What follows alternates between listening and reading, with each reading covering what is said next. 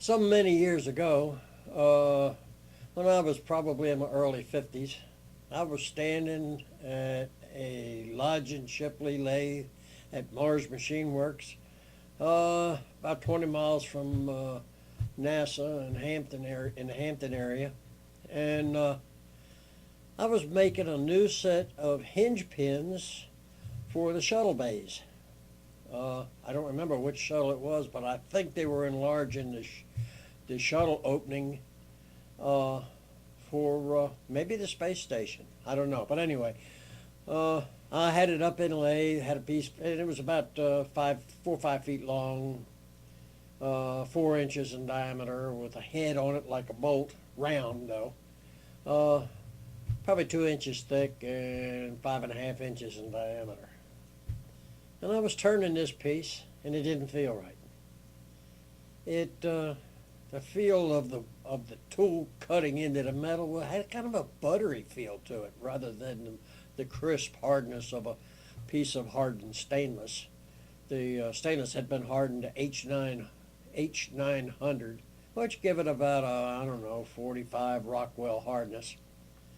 And they were enlarging that bay, and they were replacing the hinge pins, and I was making them. So they were flight articles, which meant that there can be no mistakes. Everything has to be absolutely by the drawing.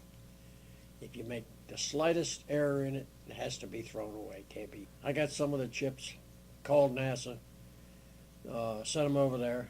They put them on a mass spectrometer and checked them out. Come to find out, yeah, they were the wrong. No, they were the wrong hardness. Yeah, they were the wrong hardness. They weren't near as hard as they were supposed to. Oh, they got me some new material, and I went ahead then and made the hinge pins. But you know, I felt so good that I figured that out. And they probably would have found it out. I doubt that they'd have gone in space. But anyway, it saved a lot of money, if nothing else. Well, I took tremendous pride in what I was doing because of what it was. I felt like that I had a hand in man's going into space and the destiny of mankind and all of that sort of thing. And there was a fellow there from NASA who was one of the heads of NASA, I believe, and he was talking about America's future in space. Going into space, deep space, was going to be a world accomplishment. That the United States and Russia was working together, Europe and the United States was working together, China and the United States was going to be working together, Japan, it would be a world project. And that it had already started. And he talked about the fact that American capitalism was going to spend probably $3 trillion over the next few years or 5 years going into space to earn a profit. Now, I'm not sure exactly what they're planning on doing, but there are a lot of things you can do in space you can't do on Earth. Well, you know, that led me to think about all the robots it will take to do all these things that they're wanting to do that will go into space, because robots can work where man can't very well work. And so there is a huge future. Woke up about 3 o'clock this morning. I let my old dog out at 2 o'clock in the morning and couldn't go back to sleep. Lay there in the bed. Well, you know, you dream about stuff when you're half awake and your conscience don't tell you to stop, that it's craziness what you're thinking or dreaming. So it goes on. Normally in the light of day, if you have a wild thought about something, you turn it off, because you're not allowed to think. You don't allow yourself to think such things. They're the things maybe that crazy people think, and don't have the ability to turn it off. Well, I was thinking about this Mueller thing with President Trump and all of that, and the fact that Congress is spending all its time worrying about potholes when they should be thinking about and worrying about and passing laws and trying to get the money together to go into space, because that's man's future.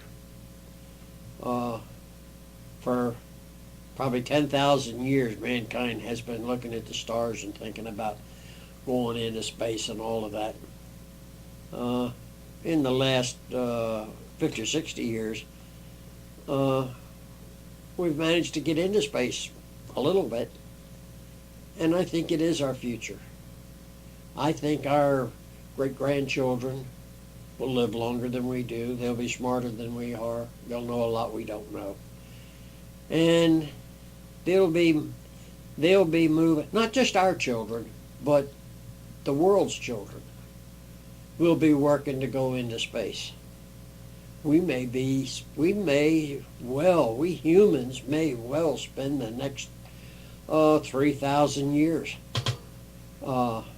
voyaging into space and discovering space and learning what we can. I think that's our destiny.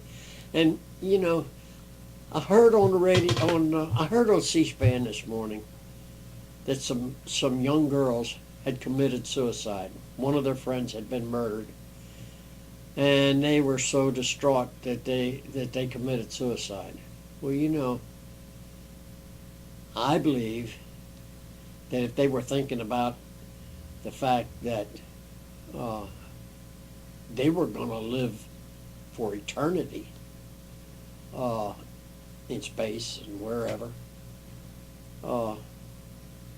in their minds and soul, when long after they have left this carbon, protein, water body behind to rot away, that they will spend eternity in space, some kind of space, whether it's some other dimension or whatever. But I think that's what God had in mind. And of course, it's hard for us to believe because we aren't anywhere near smart enough to understand it. And this idea of third and fourth and 876,000 dimension may be out there for us to explore for eternity. Well, anyway, maybe it's just plain old space.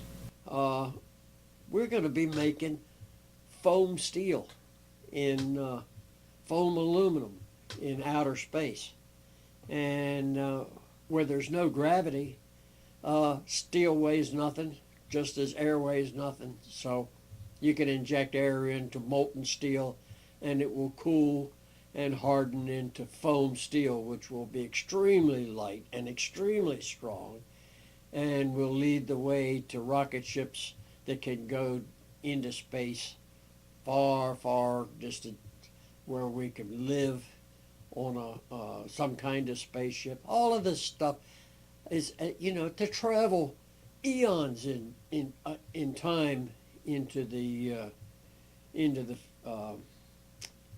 outer reaches of space.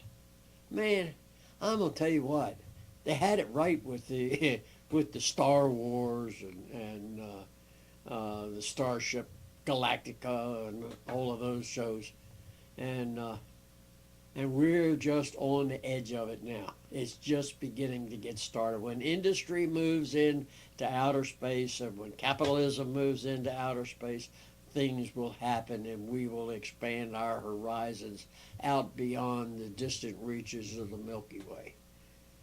It's all coming our way. Oh, our kids have so much excitement coming to them in the future, but we have to pull our Congress in line, make them do their job. Anybody that comes out wanting to fix potholes from the Congress of the United States, when there are so many pressing problems and new challenges and things to happen in the future,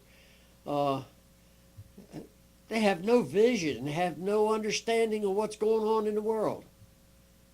Well, I guess I'll call it off here. This is, I know this must, unless you really thought about all this stuff, and unless you've been involved in space work, enterprise, that kind of thing like I have, you probably don't even have any idea what's coming.